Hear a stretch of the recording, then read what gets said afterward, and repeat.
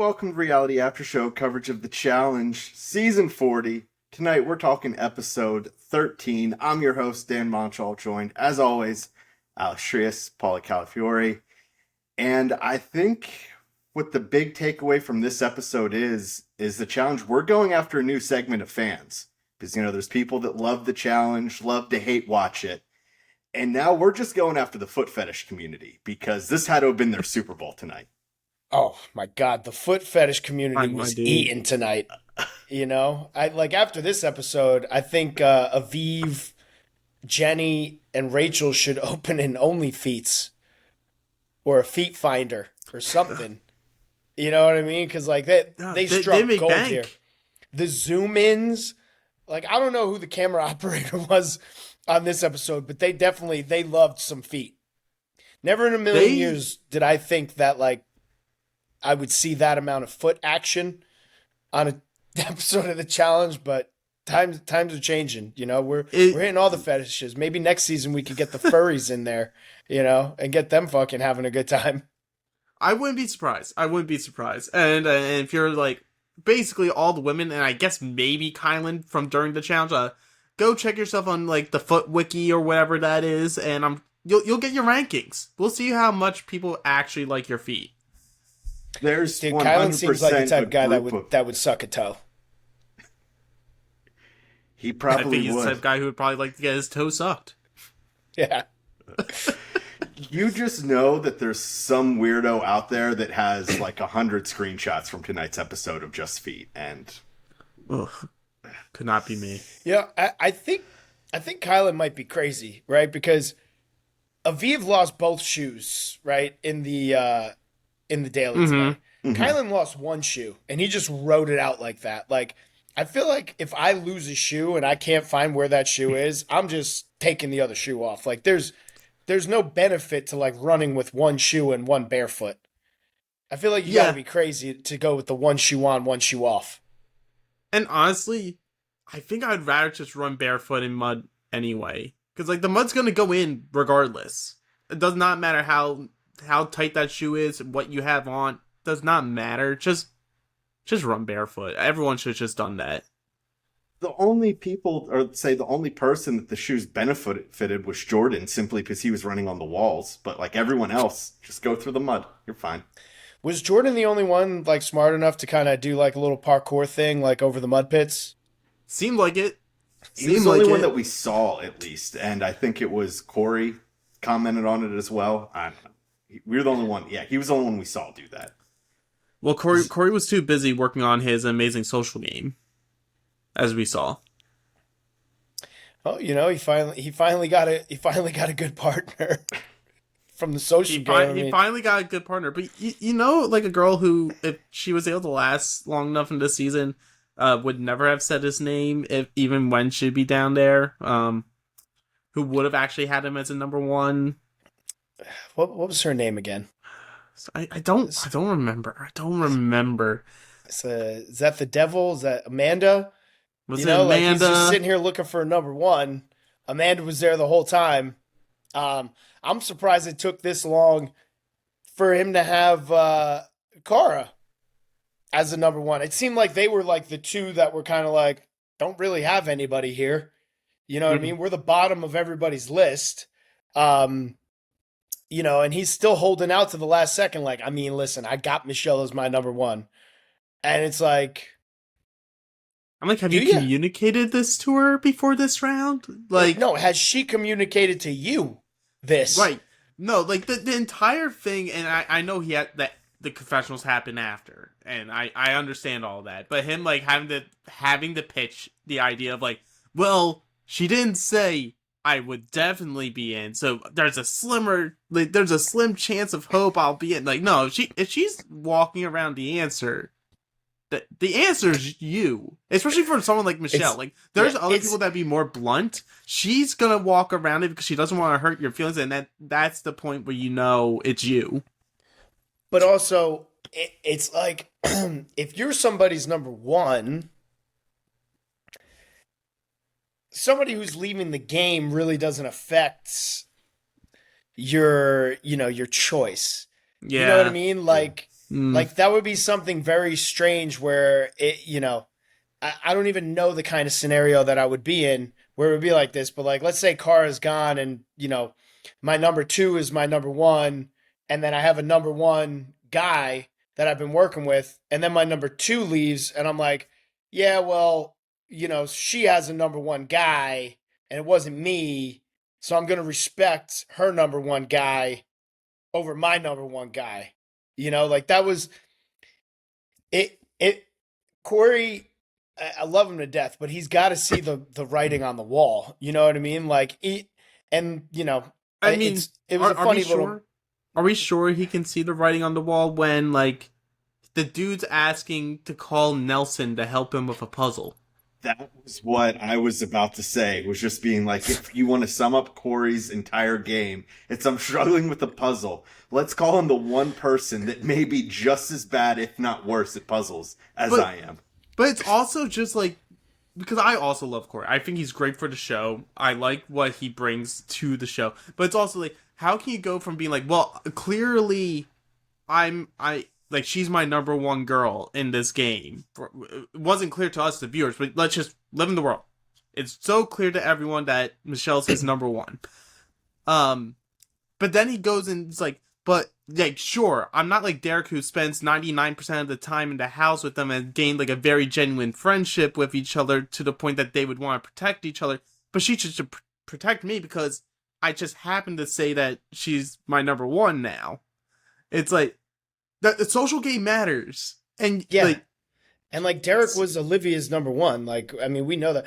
I'm just a little shocked once again. Kylan slips by from Michelle and Olivia, where it's like, I think they were just trying so hard this season to be like, all right, we're not like last season, so like, I don't want, and that does factor into how some people play the game. Like, if all of a sudden they're catching hate online from decisions they made on a season before, a lot of people will come into the next season and try and change that up.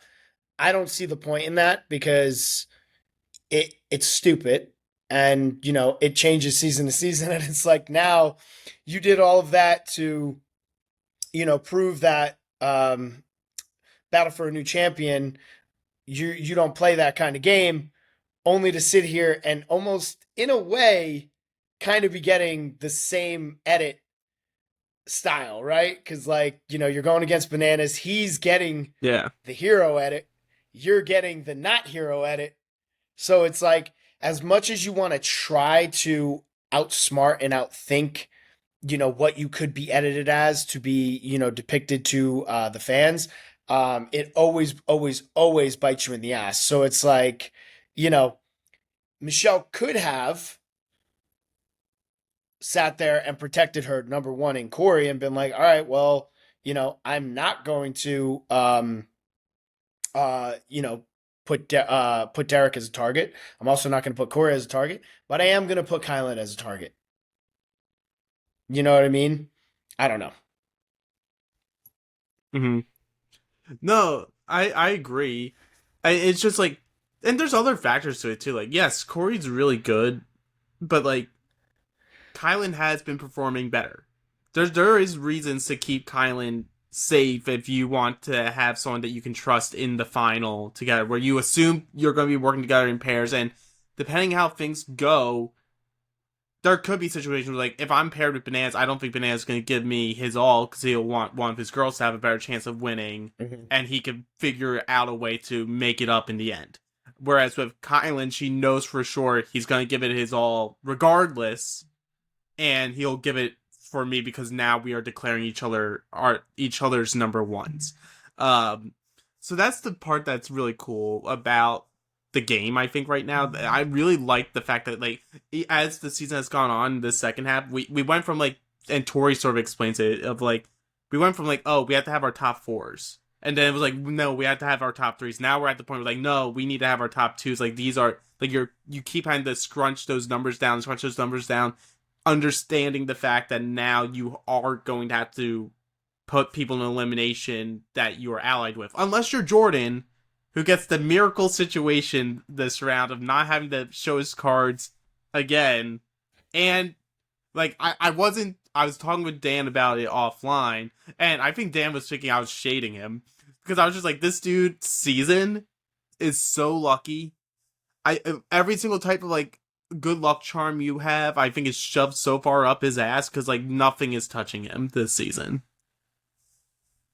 I don't think it wasn't that I thought you were shading him. I just think that him making this decision here, I didn't think that this was going to be a make or break point of his game because, Paulie would probably have more insight on this than any of us. I just felt like even if Kara was up available for elimination, it didn't feel like he was going to pick her. It always felt like, oh, it was going to be Olivia or Michelle. And he had the simple cop out of saying, well, Michelle already said my name.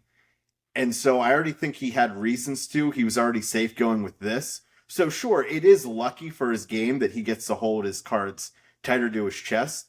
But he needs to survive 1 or 2 eliminations at this point. And so I don't think him not having to make a decision here is that big of a deal as it would have been, say, 3-4 episodes ago when there were still so many people left.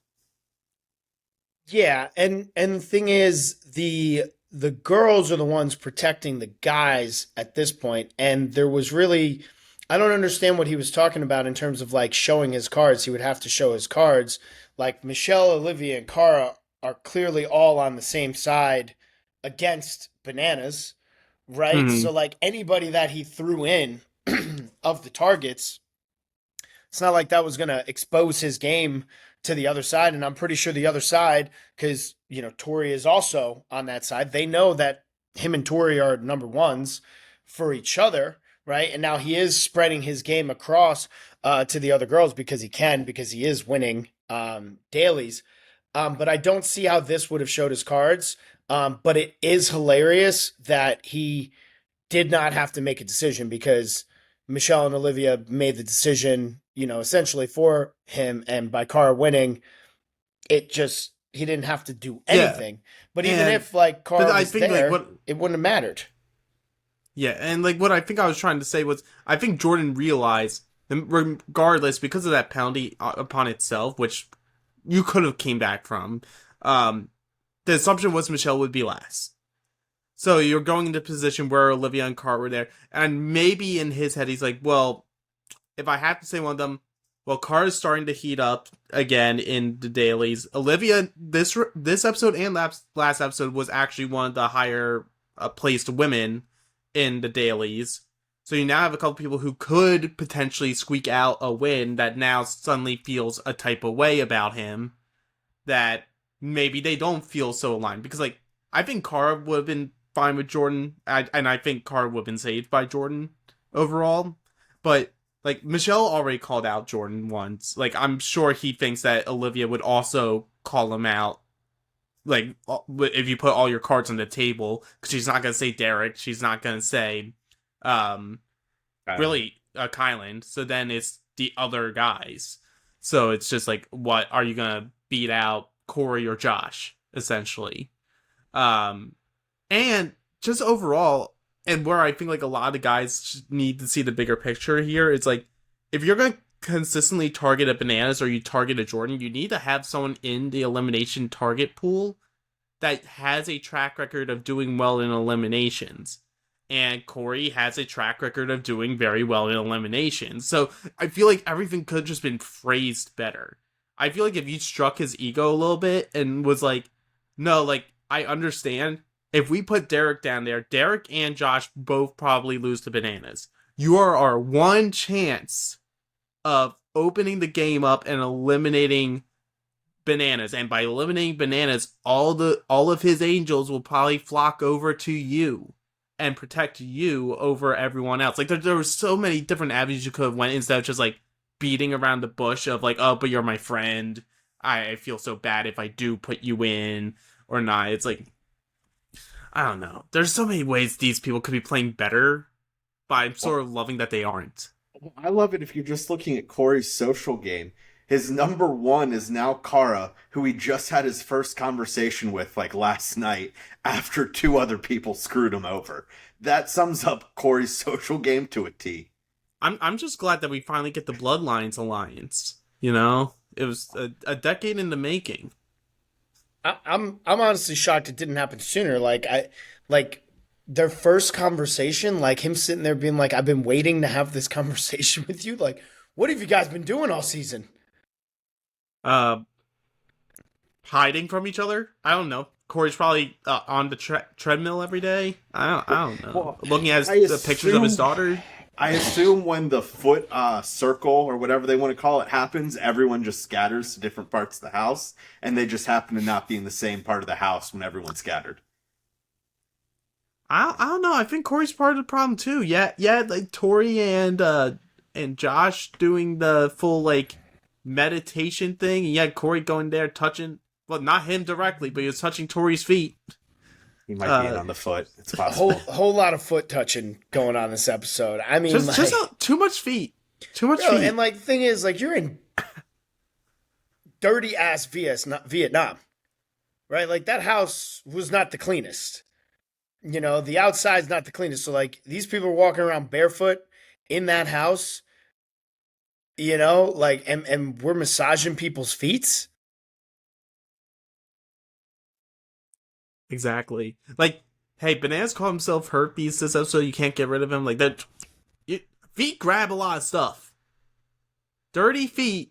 There's a reason why it's dirty. Like, there's so much shit on your feet.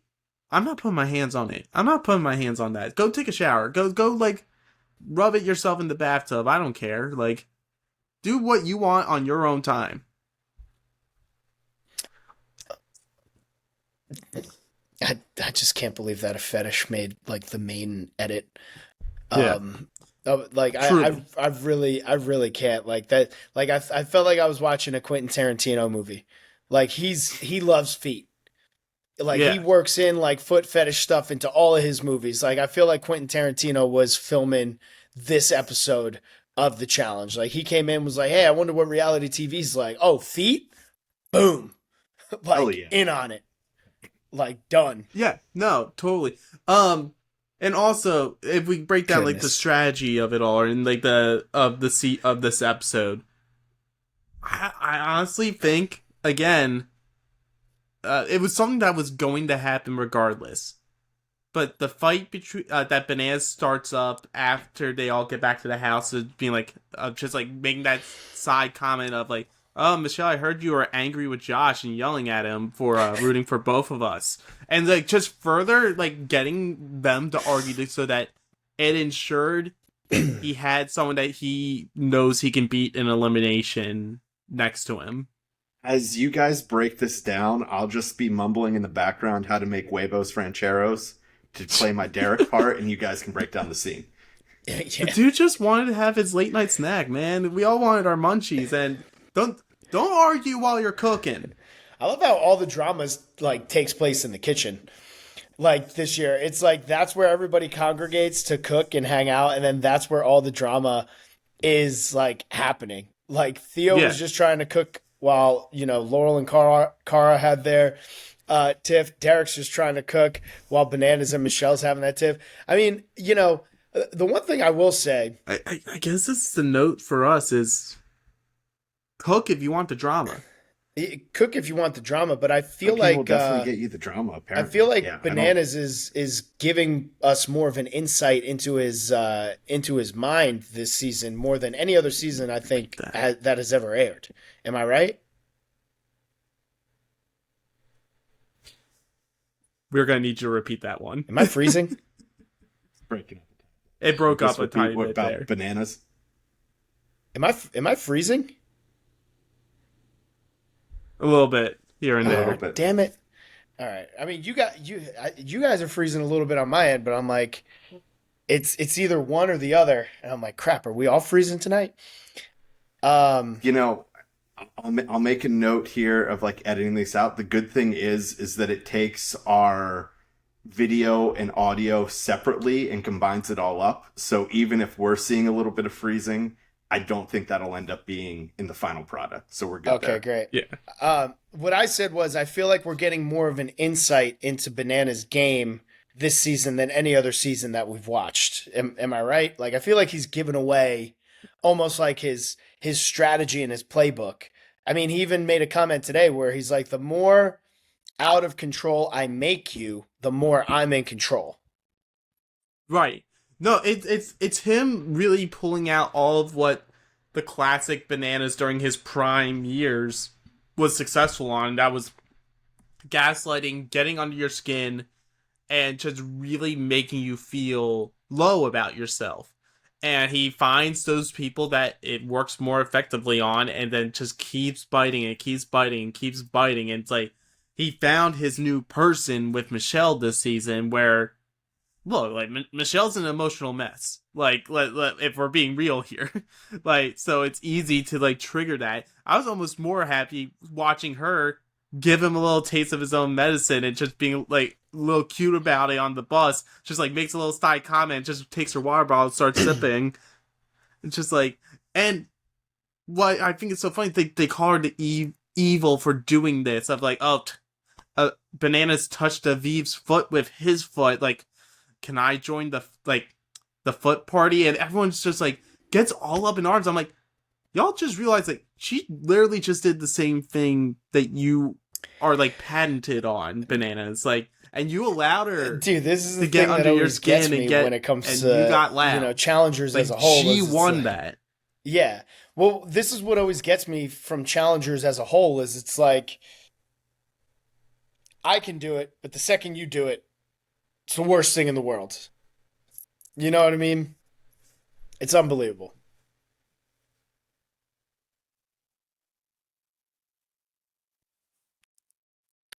Yeah, it's. I don't understand why I'm freezing so think bad. for me, when it comes to Michelle, the thing that I'm happy about is that she also went back after Bananas, because I was worried at first when she was just going after Josh. I mean, like, okay, like, as much as it is fun to beat up on Josh, don't be the only person that you're going to go after is just be Josh. But if she's going to do this, kind of turning a new leaf, that she's going to go at Josh, then go back after Bananas, and we'll keep this going in the future, then I'm all right with it. I just thought we were getting some Josh punching bag for no apparent reason again. Look, like we all I can read the tea leaves here. Like we're all setting up for a Josh elimination next week. Like just like how they were setting up for an Olivia elimination this week. It's like because it's always the same thing with Josh here. And this is really the only time we're really going to talk about Josh, because he's not really a factor at the moment, because he just wants to be nice to everyone outside of him becoming part of Rachel's Angels. But it's just like he always, when it comes to the point of the season where he's going to go into elimination and most likely lose, is when he starts having the confessionals talking about how I'm no longer afraid of going down in the sand. I need to prove to myself that I deserve my spot in the final. And I'm like, dude, you just need to prove to yourself that you can actually have like some people that are going to be like aligned with you, that actually love you and want you to see you succeed. Because like I will agree with Kylan on one thing, is like Josh and Michelle are very similar in the sense that they want to be friends with everyone, but they fuse friendship with allyship, and you can't be allied with everyone, even if everyone in the game is your friend. Unless you're Derek, apparently. I love how Alex can almost like pre-guess when Josh is going to go based off of how he sets up his interviews. Like, is that where we're at now? Look, like, Josh has a fucking pattern. We're pretty much able to see through when people are setting up their own elimination. Like the mask is getting pulled off at this point, where it's like, it's my time to step up. I'm not afraid. It's like, dude, you're like totally signaling that like you're going into elimination. Yeah, so it's just a matter of, is he going in against Bananas or is he going in against Corey? Because like, but let's be real here. The only interesting thing for it would be like where Corey is automatically in, and you have Rachel having to like decide between Bananas and Josh, and like her putting the dagger into Josh because she knows that Bananas is better for her game. I mean, that's essentially just replaying USA 2, where Tori turned on Josh because, for whatever reasons were there. It's the story of Josh's career. You're right. He telegraphs when he's going in, because he talks about how it's time for, prove myself that I belong in this game and that I'm a competitor. And then it comes down to a friend making a tough decision where Josh gets screwed and he goes home. And the only thing that changes for Josh is that digit in his loss column in eliminations. Yeah, it's growing. It's growing. But what if he wins? What if he wins against? I mean, he's got Bananas and Corey. Those are two tough elimination matchups. Out of all the elimination matchups that he's had, probably two of the tougher ones. Mm-hmm. Yeah, because like if you say we finally get a physical elimination, like if he's up against Corey, Corey's the favorite. If you get what we've been typically getting this season, which is more dexterity, having to be light on your feet, be fast, like carny games, Johnny's gonna have you beat. Yep. Like that's Johnny's bread and butter. So it's like almost he has to have everything in reverse. He needs to have a puzzle if he's against Corey. He needs to have something maybe a little more hands-on and physical if it's against Bananas, and even then, depending on what type it is, it's a toss-up. His best shot is if somehow Derek loses and he gets selected going, simply because I don't think Derek has an elimination win to his name. Granted, it's like 0-4. There's not one I can think of because... Well, he always goes home early. He has one in Rivals 2 with Marie's Rob. Rob with two B's or whatever. But Rob other with two than that, I Bs. think that's his only one. So I think that would be Josh's best chance. But I don't know. We haven't seen a whole lot of that. Whoever comes in last, that time penalty, so far it's kind of really been like a death sentence that you're probably going to come in last in the next daily. Yeah, it's kind of crazy because, you know, I know the disadvantages are made for that, but this seems to be like a very big, like, disadvantage. Or, you know, maybe the dailies are just faster than, you know, we think they are. Oh, you mean like they don't take like two commercial ad breaks to do a full elimination there, you know? Like, why do I feel like the eliminations, like, last longer than the dailies? They do, because it's the entire last 25 minutes of the show. But, like, why? Because you need that cliffhanger of them putting together the DNA bars and then... Olivia can't spell, but it's going to be a real nail biter on who can figure out the word puzzle. The reason was we needed 40 minutes to tell us between the daily and the elimination about the heartbreak of two best friends going against each other, where you sort of lose that sympathy, especially from like Olivia's side, where like we all just watched last season and we know you feel bad about it. We know you made up about all of it, but like you brutally betrayed your quote unquote best friend in the back immediately for your own gain, and then you left after. So it's like, you can miss me on it, but you can also miss me with the labeling of like Jenny referring to them as the evil people. I'm like, it's such a like a classic tactic that I'm sure that Bananas like put onto them to be like the others. Like it's us versus them. They're evil. They're scum. They're the devil. Like whatever. It's like, I don't know. But it's like the evil people. Like, yeah, right? Like, I understand Jenny's finally like opening her mouth for once on a season, and I do appreciate her opening her mouth for once. But it's like let's be real, Michelle and Olivia are not evil people. Like, maybe, I don't know, a little bit snaky, sure, but evil, no. Like they're not. I don't think most people that do this show are evil. You know what I mean? So it's like the propaganda that kind of gets used for the people where it's just as simple as it's us versus them. Like it's kind of crazy to me. And like, you know, like, oh, they're so evil that like while they're in elimination, like I was getting upset because I'm watching Michelle and Olivia do the elimination and they're kind of being like really nice the whole time, and like they're messing up. It's like, oh, okay, whoops, and like people are shouting stuff from the crowd, and it's like they're answering back like in a joking way. Like if people are yelling at me like as an elimination's going on, and like, you know, it's after a mess up, I'd be like, please just shut the fuck up. Right. Like I can show you evil and mean, yeah, but it's also like know your audience, because like Jenny, you're aligned with Bananas. like the snake of snakes. It's literally his playbook.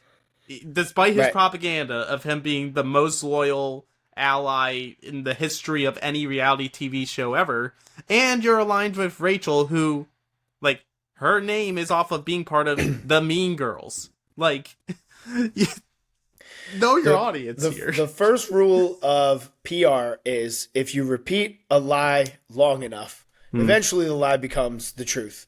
And, that is kind of what publicists run with. Unfortunately, that is a quote from like a Nazi propagandist, Joseph Goebbels. And he said it for a reason.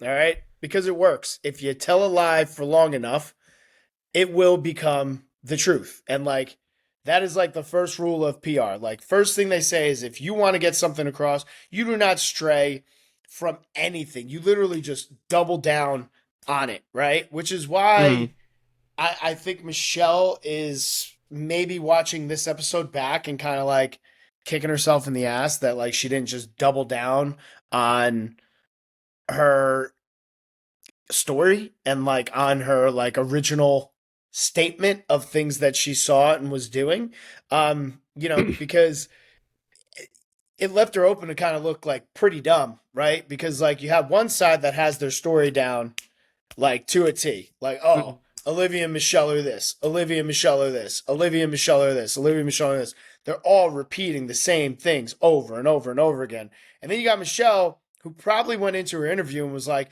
no, this is what I saw.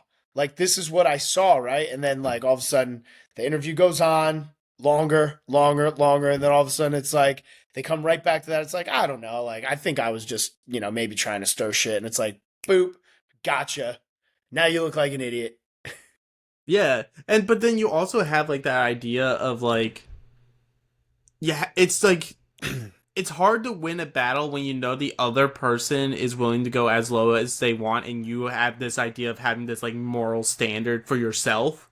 So it's like, oh, I can't go to the level that they're going, because for me, that's, like, against who I am as a person.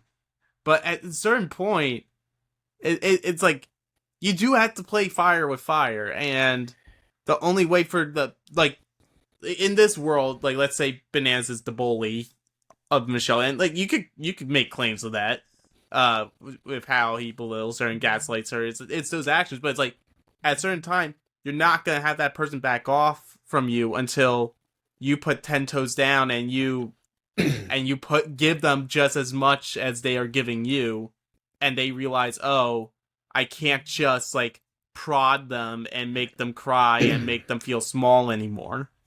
Listen, I'm gonna. We're on pitch reality myself TV. Right We're not here to be people's role models. Yeah. No, I'm saying I want to pitch myself right here to Michelle. Let me be your PR person, because if she doesn't have a PR person, she needs one. And this is what I'm going to tell you: is go in. It is first. It's already labeled as a Michelle down, whatever it is. Lean into that. When that's going, just throw more shit at the wall to see what sticks. And stop trying to appease everybody and crying so much. And just dig your heels in. And if you do that, you can stand up to the Bananas of the world. That sure, he's going to keep going at lower and lower, but don't back off of it. And Bananas may get a little bit of the best of you there, but if you continue to do that, it's going to scare everyone else from continuing to go at her. Because while she doesn't have that full-on Josh effect, she's leaning that direction of people not being afraid to go after her whatsoever, because she's not showing much of a backbone. Well, differently from Josh, she's at least been able to win eliminations. She's won like 5 of the last 6 she's been in. Michelle's given me a ton of like elimination queen vibes. Like she's been crushing the eliminations.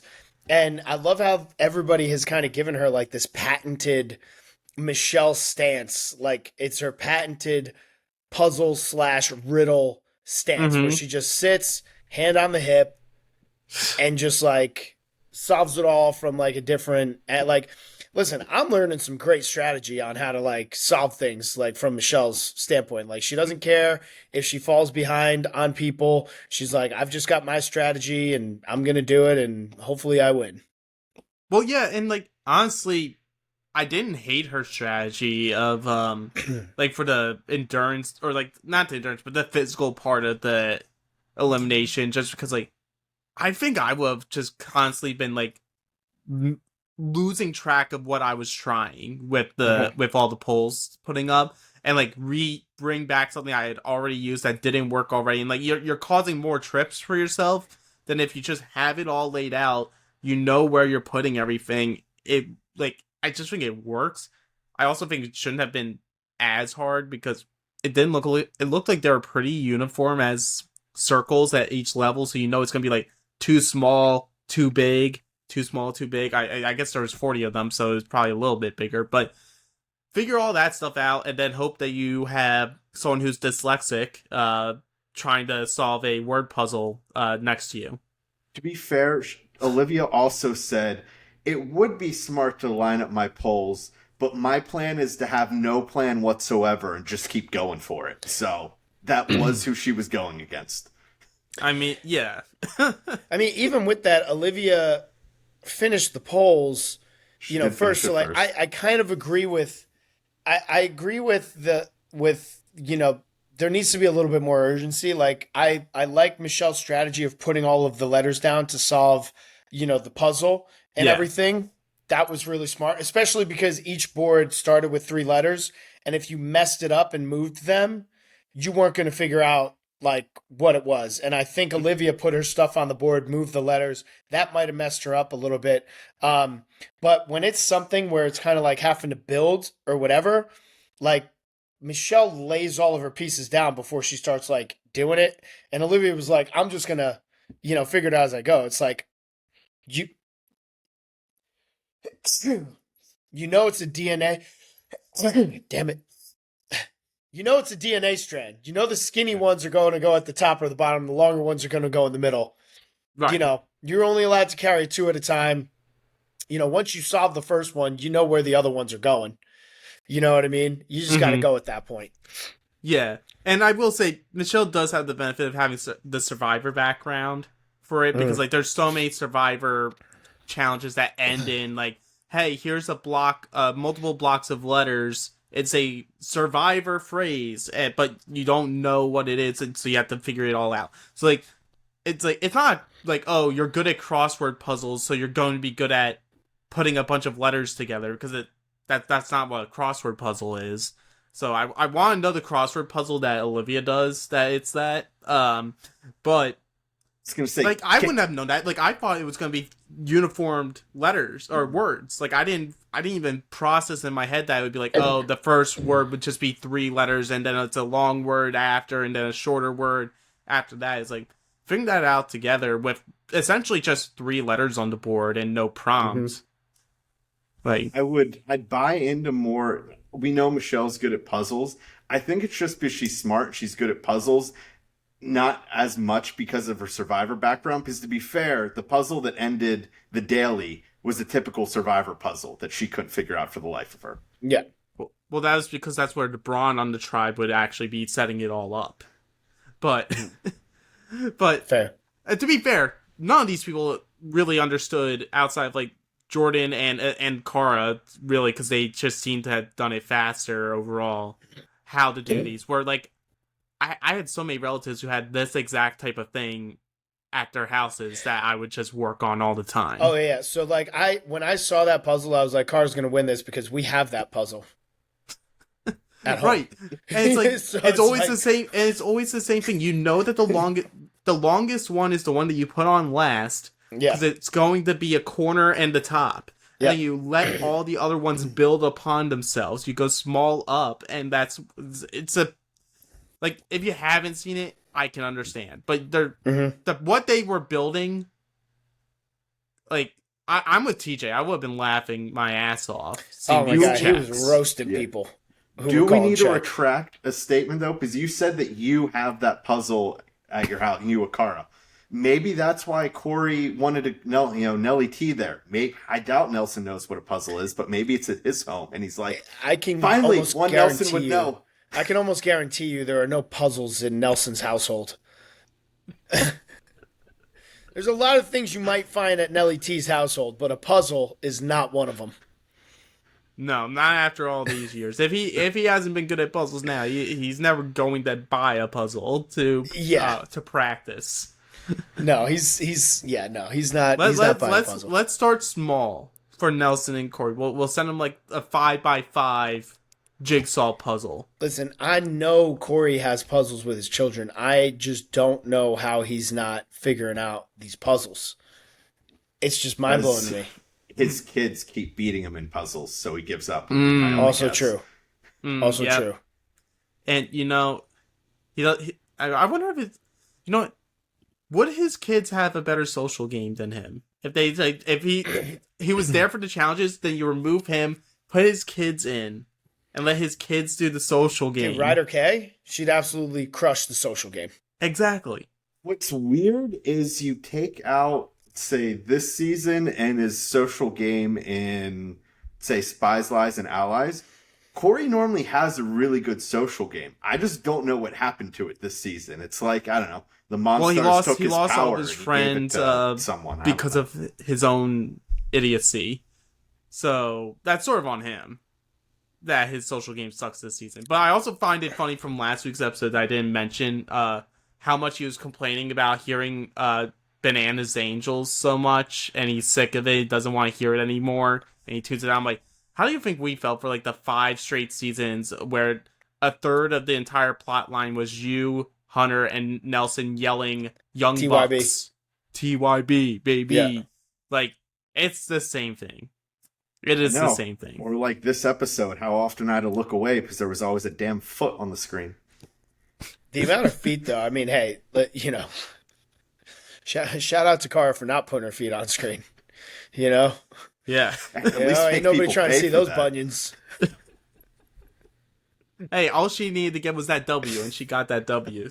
Which I think was such a big confidence boost for her, because I know, like, she had, like, a couple, episode stretch where she wasn't placing high. I personally think, due to the events of last episode, I think a lot that was on her mind was able to leave, and now she could just focus solely on the game, and being who she is, which is a badass, and being able to do good things in dailies. I agree, but I also feel like Cara performs the best when she is back against the wall. Like I think she hasn't been feeling it at all in terms of like being named a target or being thrown into elimination, because I don't think anybody was going to throw Laurel into an elimination, and the only way Cara was going to be named a target is if Laurel won an elimination. And, she was sitting pretty. So it's like, if I was kind of sitting in like a floater role, I would sit there and be like, don't come in last place. Yeah. Don't piss anybody off. Don't win to get blood on my hands. Let me see if I can just make this final without saying or doing anything. And she damn near did. But I mean, I think she knew at this point that with her as a target, if she didn't win, high likelihood of her going in. It's Jonny Fairplay, reality TV icon, Survivor Hall of Famer, and I'm talking today about Work Money. Work Money is a non-profit organization that focuses on lowering costs and raising incomes for all Americans to make American life more affordable and American families more economically secure. They provide products, services, perks, benefits, tips, and tools to help members improve their financial lives. It's time to level up and make more money in this economy. We're talking getting rich. Now, this sweepstakes is giving away $50,000. You can use this to pay your rent, your mortgage. Imagine what you can do with all the money that you'll save. Now, this is put on by Work Money, and this site has all these sick benefits, and it's free.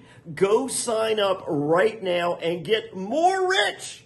Now, listen, you can change your life. Now, what would you do if you didn't have to pay your rent or mortgage for a year? Listen, sign up right now for free. Link is available right here in the show notes. Check them out. Personally, I'd get more pinball machines. I'm Jonny Fairplay. I wouldn't lie about that. It's Work Money. More money. Mm-hmm. So one of my biggest gripes that we have is I almost feel like, because Kara's obviously been away until recently, is for the last 5 years it's been set up as in, oh, we need this showdown between Kara versus Tori, and just glazed over, tossed under the rug is, oh yeah, they're working together now. And it's like, what the fuck happened? Like, we don't have a clip somewhere to show me where they got on the same side. They're good now. How they got over the differences. Exactly. You've been setting this up for seasons. There's no storyline of how they became friends this season, but yet I get thrown into an interview being called the Keebler Ralph. Like, come on. I'm never beating these allegations, for Christ's sake. No, and also it's just like the storylines are choosing. Episode, though, Paulie. I've been on screen more than Casey this season. Yeah. Sorry, go ahead, Alex. What's crazy about it all, while I try to retrace my steps here, it's just like, oh yeah. So they don't show that. They don't show like the Kara and Tori sort of like coming together of it all, which it's them like relying on the fans, just like, oh yeah, well, Kara and Bananas are obviously rivals, so just through all of them now being rivals with Bananas, they come together. But you had that weird line from Michelle about like, as they were like heading into the daily or something about like, oh, like I beat Kara in the elimination last season, so there's probably this animosity, even though like the entire so weird. It's like the entire there's not any animosity to it. Like, think of like the Kara and Laurel episode. It's like constant Kara confessionals talking about like, oh, like Michelle is like this version of me from my past that I don't want to see her go down that same path. I want to see her rise up, be a strong, powerful woman that she is, and really claim it. And like you see them hanging out a bunch in like the cutscenes. So that came out of nowhere to me. Came out of nowhere. I was shocked by it. I'm like, that had to be like a pure prompt from production to be like, hey, we need you to say something. I don't know. Me and Cara were watching the episode together, and that part popped up, and I was like, the fuck is that? And she's like, I don't know. That's fucking weird. And I'm like, all right, she probably didn't realize what the hell she's saying. Or, like, honestly, Michelle's so in her head. Like, all it would take is a question. Like, to, like, if I'm a producer and I'm, like, interviewing Michelle, I'm going to sit there and be like, do you think Cara holds any animosity towards you at all? And, like, normal person would be like, no, because we've been playing together on the same side this whole season. But in your head person all the time is like, I'm sure she holds this because I beat her here. And it's like, she was a mercenary. Like, that wasn't her playing like a game. She didn't care. Cara literally was just like, I'm here. I'm getting a payday to show up. I'm gonna say something funny to call you down, and we'll see what happens. Exactly. Like, there was no stakes there. She's good. Cara's vibing. Like, vibing. Just be friends. Like, absolutely vibing. Yeah. Man. Yeah. It was just disappointing. It's like 5 years for setting this up, and nothing just gets glossed right over. But I mean, we needed more Bananas Angels content, so that's fair. Well, the two last points here is let's talk of Aviv's brilliant insight here, though, of like finally admitting to the audience that it's not Bananas Angels, it's Rachel's Angels, because I thought we were going to talk more about her plantar fasciitis, but we can go with that one too. I would have. You want to know what helps plantar fasciitis? Rubbing feet against each other. Well, you want to know what helps it? Running out of your shoes and then doing the full daily in bare feet. That might actually help it. Grounding. She was grounding. And you know what? It's not as solid. But rubbing it against other people's feet, doesn't help the plantar fasciitis. It does not. It's not a lacrosse ball. It's not a tennis ball. You gotta roll that one out, Aviv. But she calls out that it's Rachel's Angels because Josh is now like officially on their side and not Bananas Angels, because like Rachel is playing the best game of that group, and it's like it may not be fleshed out all the time in the edit, but I feel like it's very clear if you're a viewer that like it's her and Jordan playing the best games out of the men and women, and then it's like a full tier lower for everyone else.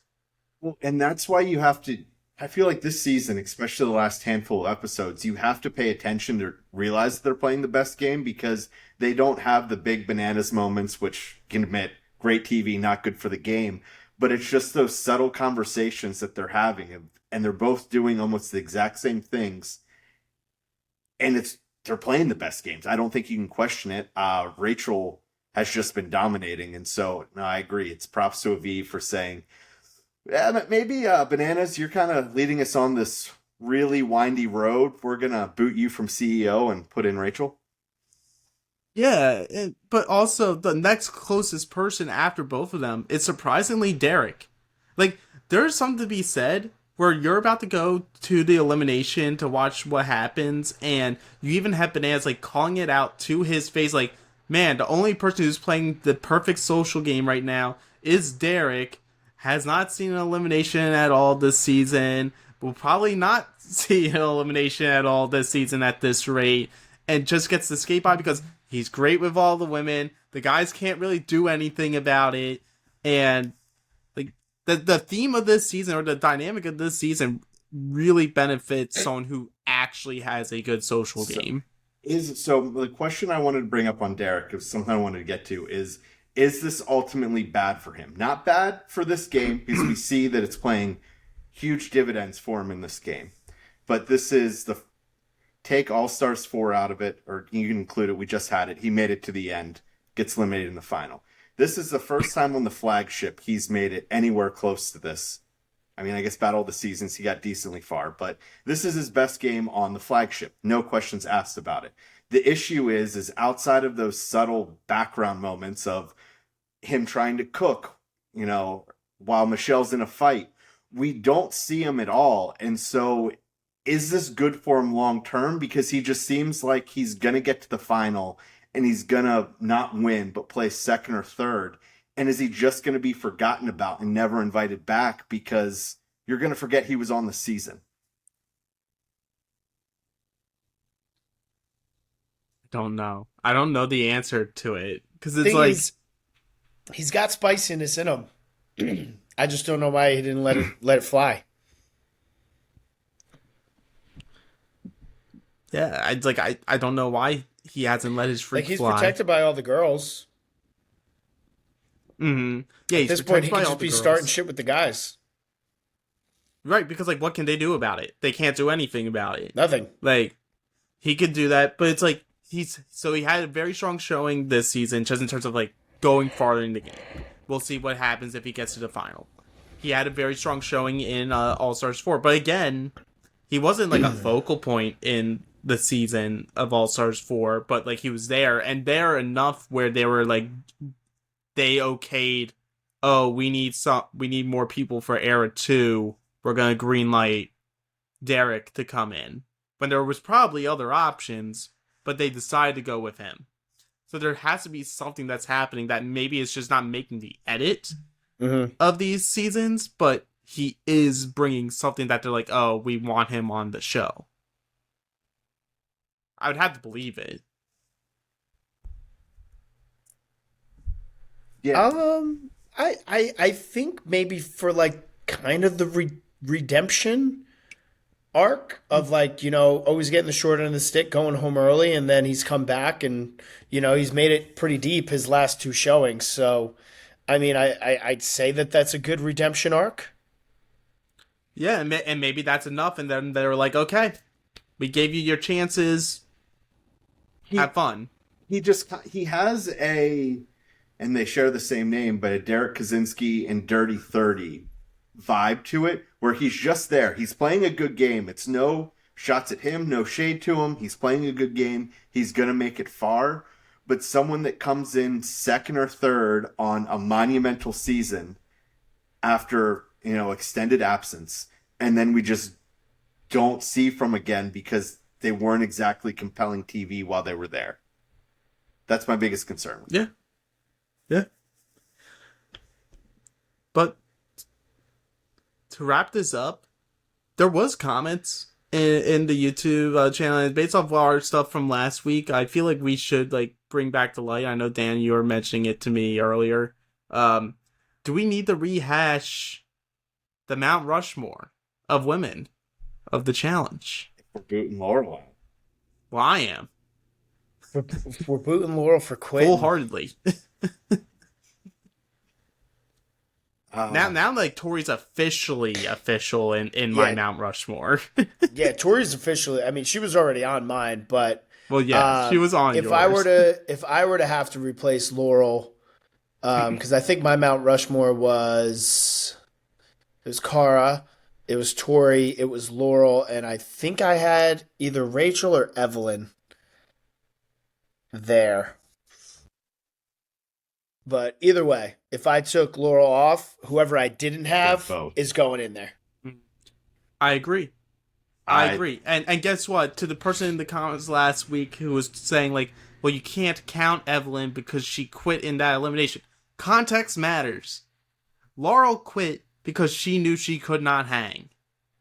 And she gave up. Evelyn quit out of damn protest of everyone on the cast. Big difference. And throwing an elimination is different than throwing a mini final.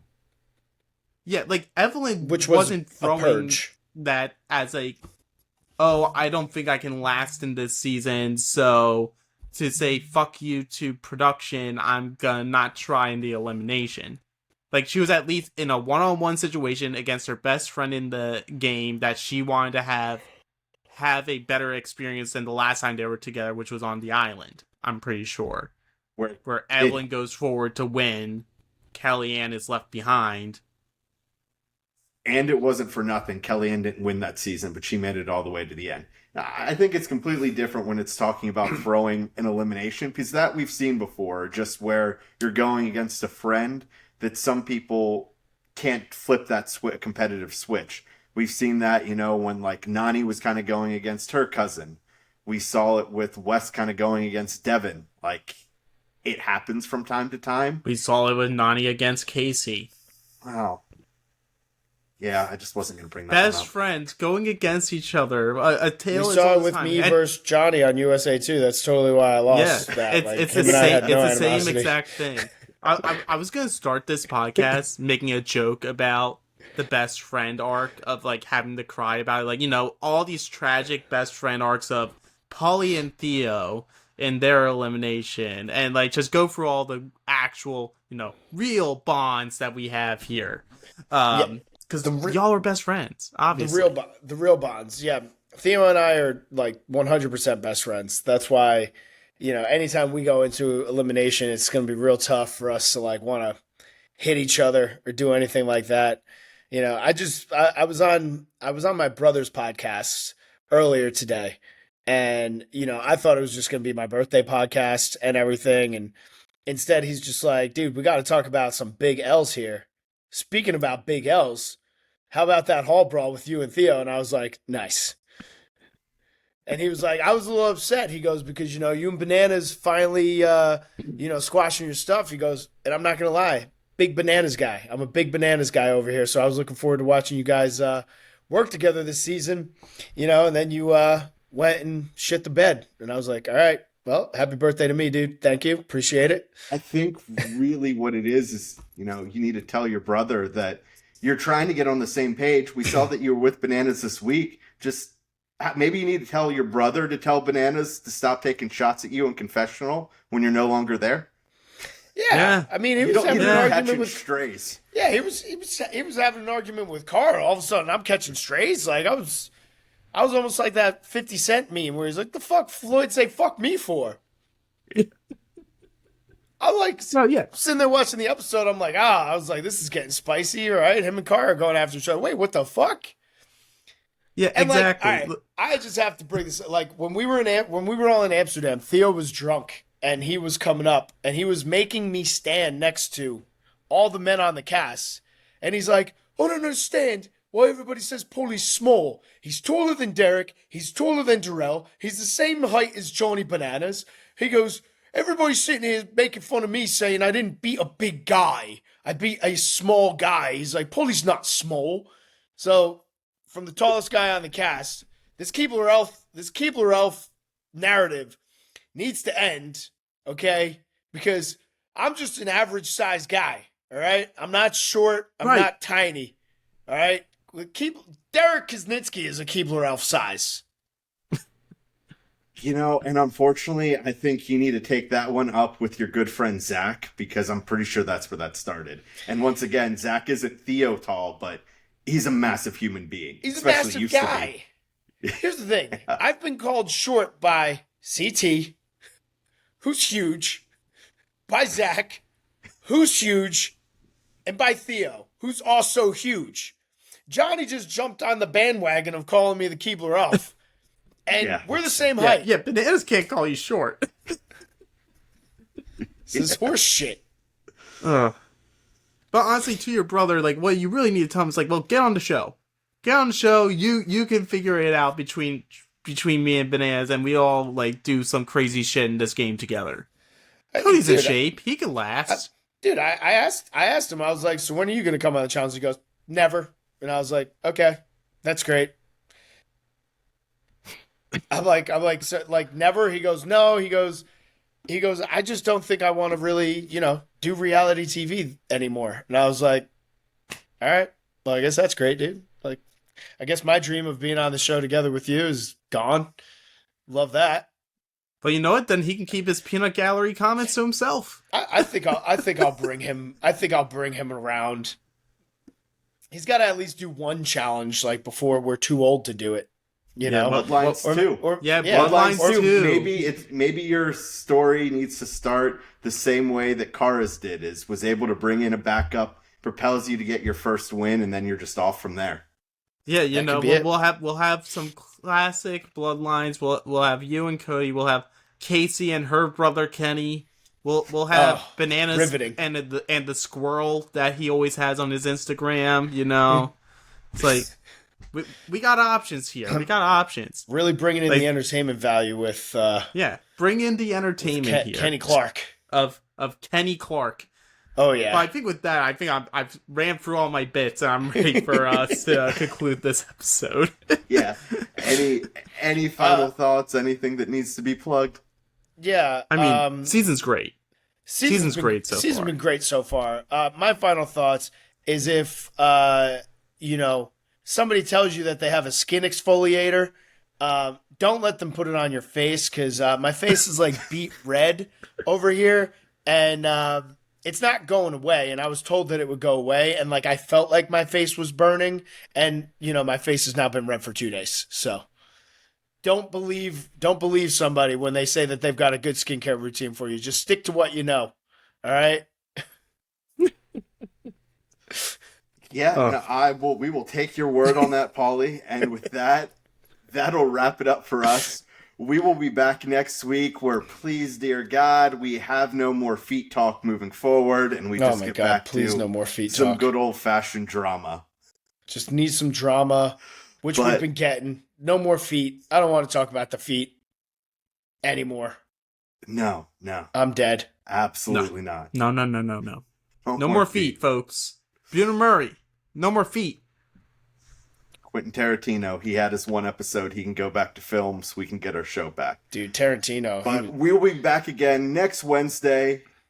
If you're watching on YouTube, make sure you like, subscribe, hit the bell. That way you get notified every time we go live. If you're watching on Spotify, Apple Podcasts, wherever you get your podcasts at, please take 3 seconds, rate and review us 5 stars. It helps us out tremendously. We don't even care if you shit on us as long as you give us 5 stars. That's all that counts. And as always, the best way to support the podcast, become a patron at realitypatron.com. Sign up, try it for a month. If you don't like it, we will give you your money back. That'll do it for us. We will see y'all next week.